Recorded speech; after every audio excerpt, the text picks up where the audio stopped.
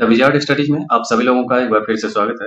इस वीडियो में हम देखेंगे कि अपर कर्नाली जल विद्युत परियोजना क्या है और सरकार के द्वारा जो 290 करोड़ की निवेश की घोषणा की गई है उससे किन किन देशों को लाभ मिलेगा। तो आइए देखते हैं।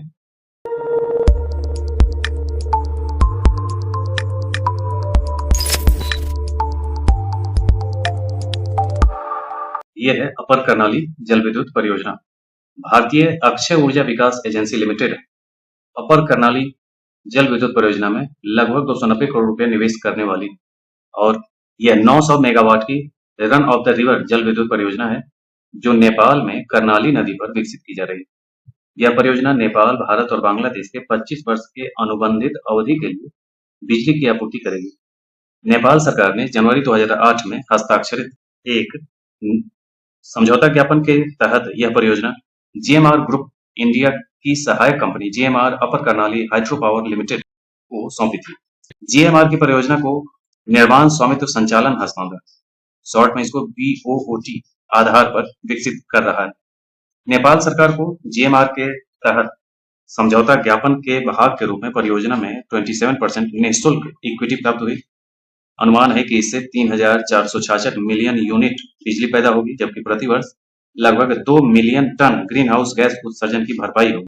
इसमें कंक्रीट, ग्रेविटी बांध, हेडरेस्ट सुरंग, मछली मार्ग, फीडर सुरंग, सर्ज और प्रेशर सॉफ्ट और गाद फ्लशिंग सुरंगें शामिल होंगी। ग्रेविटी बांध कहने का मतलब होता है कि जैसे ये बांध बन रहा है तो इस बांध को बनाने में सबसे पहले इसके नीचे जो आप देखेंगे इसके बनावट में, तो नीचे बड़े बड़े साइज के बोल्डर लगाए जाएंगे और वो इतना ज्यादा वजनी होगा कि वो इस पानी के प्रेशर को बर्दाश्त कर सके। तो ये वजन बढ़ाया जाता है बांध में बड़े बड़े बोल्डर डाल करके। बोल्डर कहने का मतलब बड़े बड़े पहाड़ ही काट करके डाल देंगे, जैसे देखे होंगे बहुत विशाल विशाल साइज के।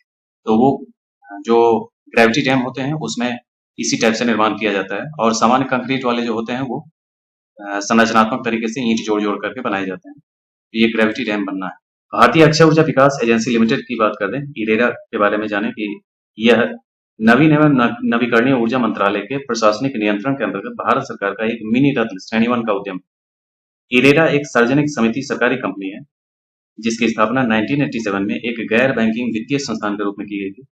यह ऊर्जा के नए और नवीकरणीय स्रोतों तथा ऊर्जा दक्षता संरक्षण से संबंधित परियोजनाओं की स्थापना के लिए वित्तीय सहायता को बढ़ावा देने और विकसित करने के विस्तार देने में लगा हुआ है। इसका आदर्श वाक्य सदैव ऊर्जा है। कर्नाली नदी के बारे में देखें तो यह बारामासी सीमा पार नदी है जो पवित्र कैलाश के पार तिब्बत सीमा के नेपाल की ओर हिमालय पर्वत से निकलती है।